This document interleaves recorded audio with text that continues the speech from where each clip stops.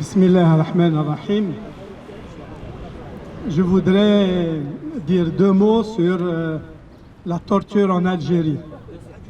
Je ne voudrais pas, à travers ces quelques mots, mettre en valeur ma petite personne, loin de là. Mais je voudrais apporter un témoignage, parce que la réunion d'aujourd'hui, c'est sur le système de torture, sur la torture érigée comme système de politique et de gestion du peuple par le pouvoir militaire. La torture a pour objectif, comme l'avait dit Frantz Fanon, en parlant de l'armée d'occupation coloniale française, la torture visait à dépersonnaliser l'individu, à faire de telle façon qu'il ne soit plus un être humain, afin de le rabaisser au rang de la bestialité. Il n'a pas dit l'animalité. Parce qu'effectivement, pour nous, en tant que musulmans, même un animal, il nous est interdit de le torturer. Même un animal, que serait-ce un être humain? Et donc, à travers, comme le précise Frantz Fanon, dans son travail psychanalytique sur la torture en Algérie, la France coloniale voulait dépersonnaliser ce peuple à travers l'instauration de la torture, non pas sur quelques individus faits par hasard, torturés par hasard, mais sur un système basé sur la torture, afin que le peuple sache qu'il n'a pas droit à la parole, qu'il n'a pas droit à la liberté. C'est le même système qui a été perpétué par le régime algérien. Lorsqu'on nous dit que Jaysh al-Watani al-Sha'bi, Salil, Jaysh Tahrir al-Jazairi, cela non seulement ne me fait pas rire, mais cela éteint en moi un grand nombre de sentiments. Parce que, je le dis et je le répète, c'est que l'armée algérienne, les services de sécurité algériens font honneur, non pas à Amirouche, ou à l'Arbi Ben Mehdi, ou aux autres grands révolutionnaires. Pas du tout. Mais ils font honneur à l'armée française, au général Massu, au général Bijard, à tous ceux qui ont instauré la torture contre les résistants algériens. C'est ça. Je le dis directement. Je le dis directement. Ils font honneur à leurs véritables maîtres, qui sont les maîtres, qui étaient les maîtres et qui sont encore les maîtres de l'armée française. La torture en Algérie n'est pas le fait de quelques individus par hasard, par accident. C'est un système érigé depuis 1962, soit directement à travers les tueries qu'avaient fait et les tortures qui avaient été perpétrées par l'armée des frontières, mais au fur et à mesure de tous ceux qui ont gouverné l'Algérie. Si je veux parler de moi, je le regrette, ce n'est pas pour donner un peu d'importance à ma petite personne. Que suis-je devant ceux-là qui ont été tués sous la torture en Algérie avant 93 et après 93? Avant 93, des dizaines, des centaines ont été tués. Et après, en 88, en 80, et il faut le dire, en 80, en 88, en 92, 93, j'ai fait l'objet aussi des tortures, mais aussi en 2001. En 2001, partout en Algérie, que ce soit à Tlemcen, à Alger, en Kabylie, à Constantine, c'est le même système, c'est les mêmes personnes. Quelles que soient leurs origines, ils ont une seule origine, c'est cette bestialité. Personnellement, j'ai été torturé déjà en 1982, lorsqu'après une manifestation pacifique à Alger Centre, avec Cheikh Abbasi Madani, rahimahullah, avec Cheikh Ahmed Sahnoun, rahimahullah, Cheikh Mohamed Saïd, rahimahullah, et bien d'autres, nous sommes passés, personnellement je suis passé, par une villa spécifique destinée à la torture à Bouzaria. Elle était juste attenante à la caserne des transmissions de Bouzaria qui est bien connue. Et là j'ai vu comment les premiers pas de la torture, les premiers effets de la torture, comment qu'ils ont été faits.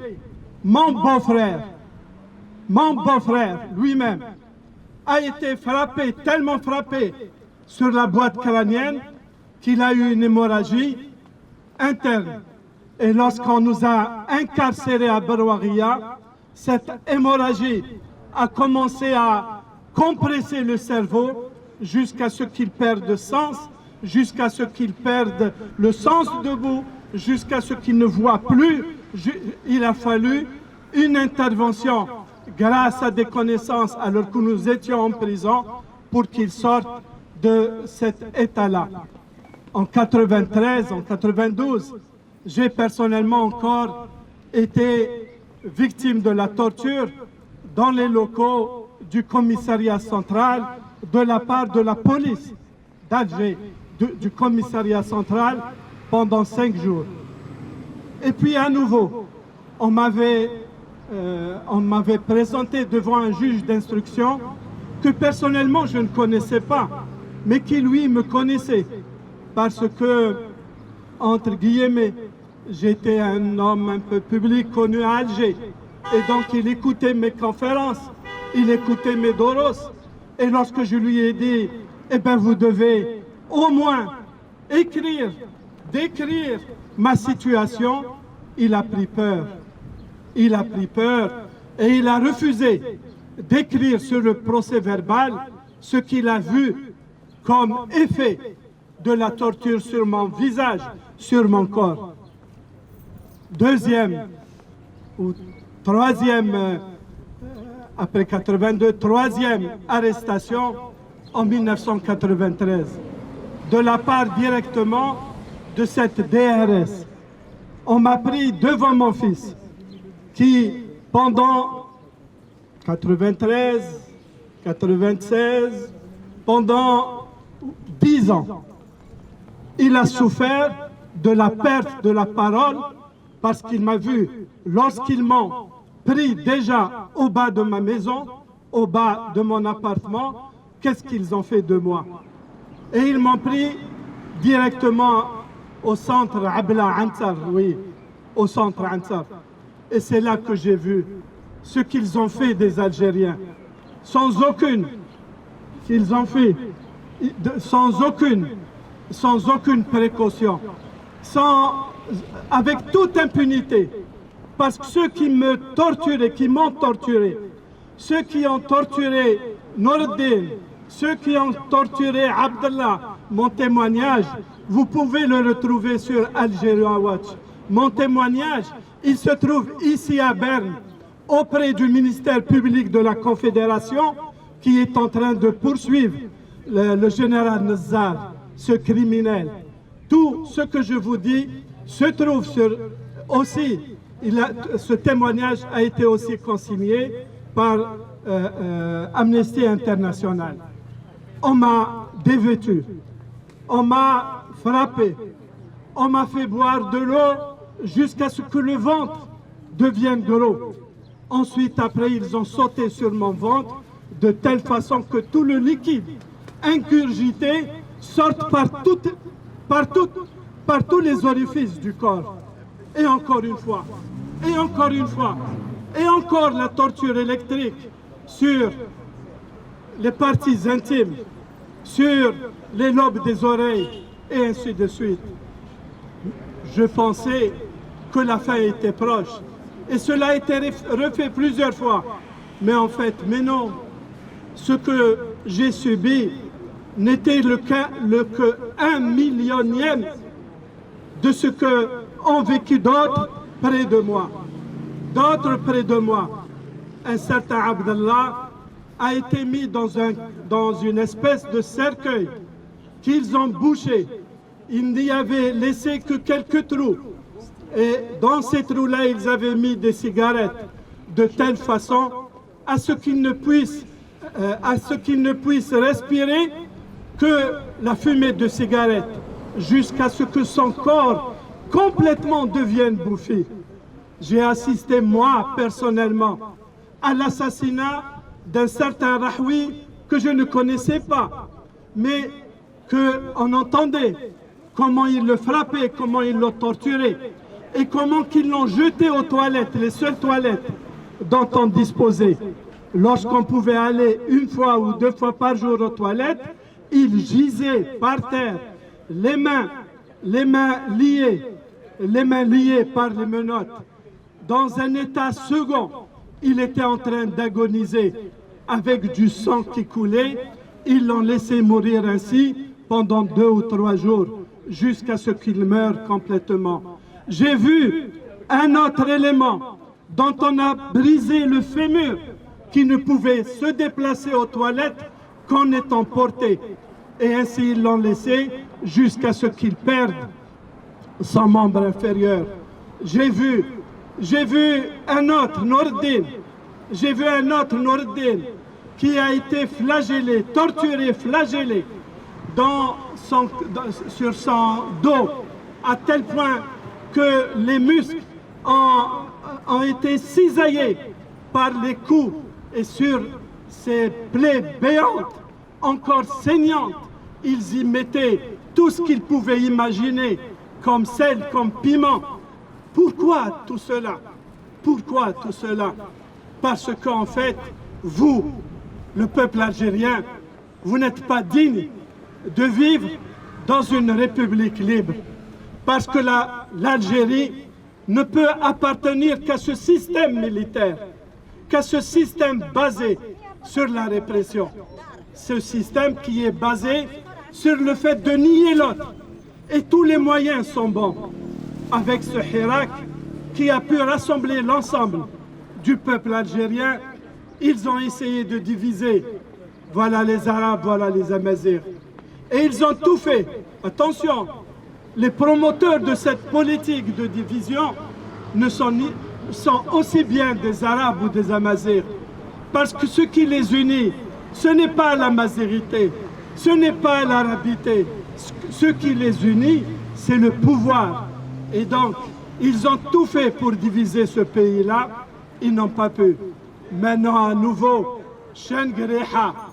Maintenant, à nouveau, Chengriha, qui est le digne successeur de Massu. Maintenant, à nouveau, Chengriha.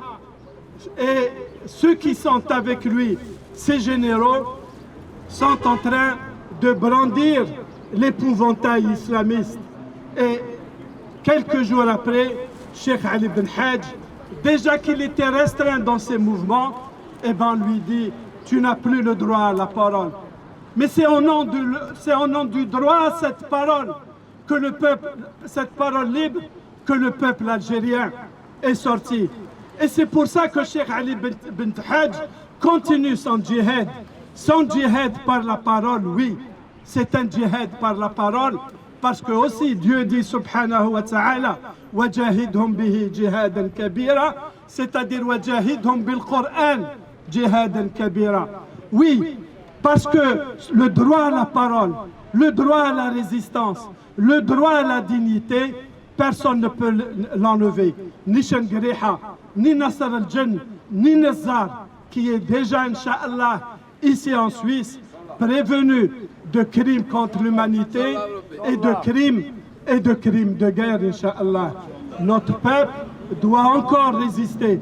Attention de faire de la sélectivité dans la défense des citoyens algériens.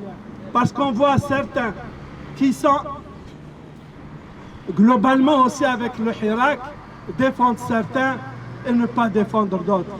C'est vraiment l'erreur immense qu'il ne faut pas faire, c'est de distinguer entre ces Algériens-là qui ne veulent que vivre libres et qui ne veulent comme moyen que le moyen pacifique, c'est-à-dire manifester ensemble, manifester de manière individuelle, désirer cette liberté par les moyens pacifiques.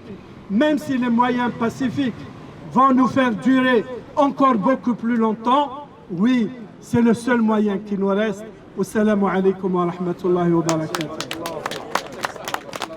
Nazar, criminel, que faire?